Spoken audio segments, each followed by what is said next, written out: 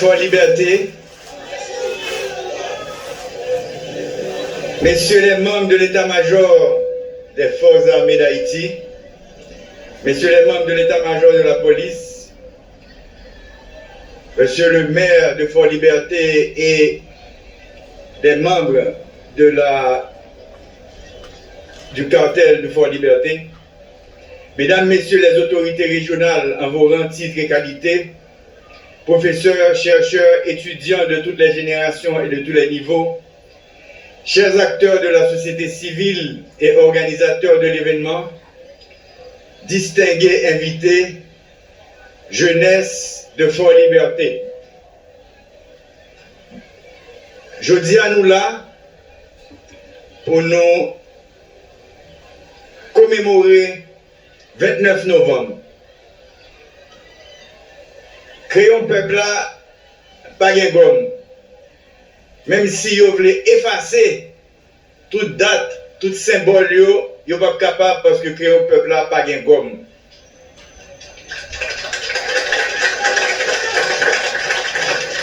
Il m'est cher l'honneur, en ma qualité de président du Conseil présidentiel de transition, de prendre la parole à l'occasion de cette cérémonie autour de la symbolique de la bataille de Vertières le 18 novembre 1803. Le 29 novembre, 11 jours après la victoire, Dessalines, Clairvaux, Christophe, ils sont sortis au Cap et ils viennent là pour signer un acte d'indépendance. Si à la fin de l'année 1803, on marque la conclusion d'une des plus grandes et glorieuses batailles de la guerre de libération nationale haïtienne, entreprise par les captifs africains de Saint-Domingue contre Napoléon Bonaparte, le roi d'Espagne, le roi d'Angleterre, il reste néanmoins que de nombreux faits d'histoire à objectivement étudier pour comprendre le symbolisme et la signification profonde.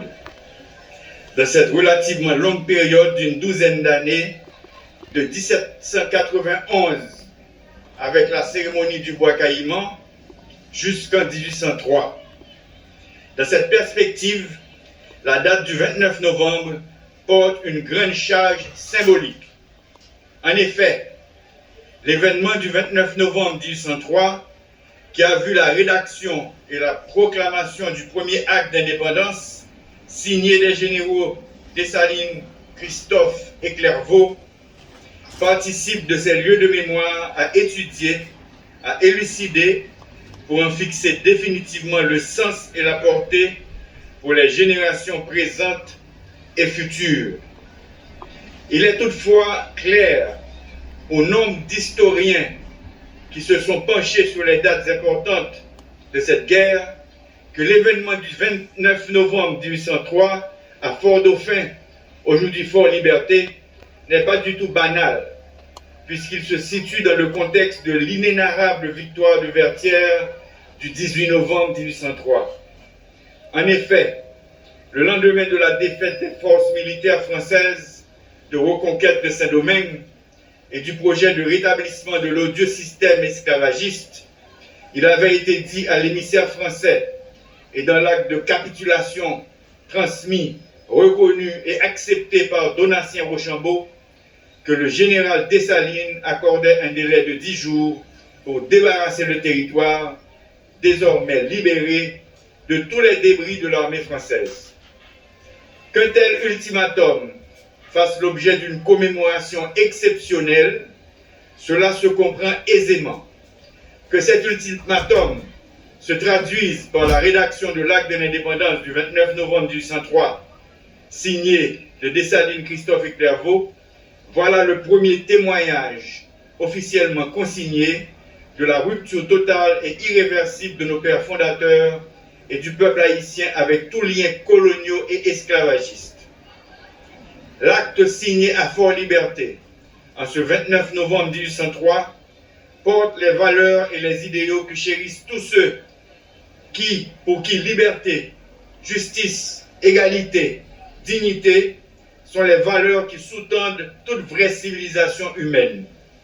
À travers cet acte, les jeunes Haïtiens, Africains et Afro-descendants ont signifié à l'humanité entière l'importance du courage, de la bravoure, de la détermination de combattre l'insécurité colonialiste et par la volonté de liberté, d'indépendance, de souveraineté, de justice, de dignité et de progrès chez tout peuple qui abhorre l'oppression et la barbarie.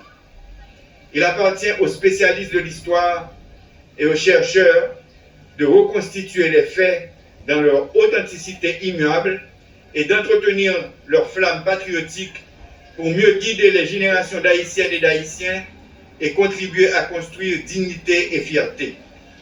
Le 29 novembre 1803 traduit officiellement la fin de l'asservissement des Haïtiens par le système esclavagiste et porte un coup formidable au mythe de la suprématie blanche, à la domination et à l'aveuglement de tous les peuples qui souillaient et détruisaient leur humanité dans des pratiques d'exploitation des autres, de non-respect des droits et dans leur volonté active de soumettre et d'exploiter d'autres peuples. Avec cette célébration du jour, jeunesse de la société civile et toutes les forces vives de Fort Liberté, cette jeunesse nous rappelle à nous tous ce qu'était la formidable contribution à la lutte de libération du pays du joug colonialiste, esclavagiste et raciste. Nous-mêmes, arrière petit héros ça yo, vin en Fort Liberté jodia pour nous dire devant tout le monde, nous pas doit oublier sacrifice ancêtre nous yo. C'est ça que fait moi inviter nous dire ensemble avec vive Fort Liberté, vivions Haïti grand monde tête li, libre et prospère. Et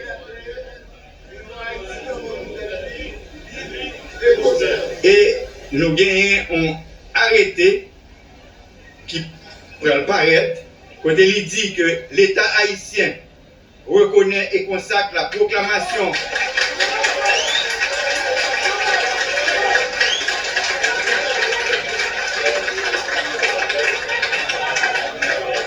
l'État haïtien reconnaît et consacre la proclamation préliminaire de l'indépendance du 29 novembre 1803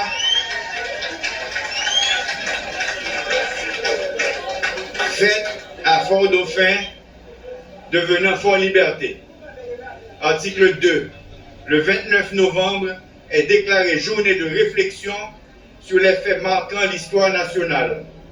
Au cours de cette journée, les institutions d'enseignement et de recherche et les stations de radio et de télévision organiseront respectivement des programmes de réflexion sur les faits marquants de l'histoire nationale et diffuseront les émissions de circonstances. Nous-mêmes, le Conseil présidentiel de transition, nous travaillons pour nous finir avec insécurité,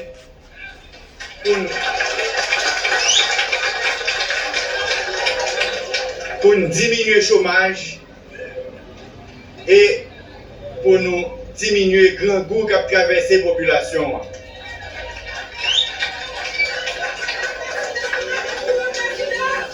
Nous travaillons pour que nous ouvrions Fort Liberté.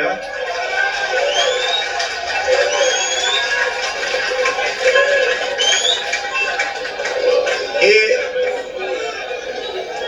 pour nous restaurer Fort Liberté qui est capable de servir un phare pour le tourisme haïtien. Merci. Merci beaucoup.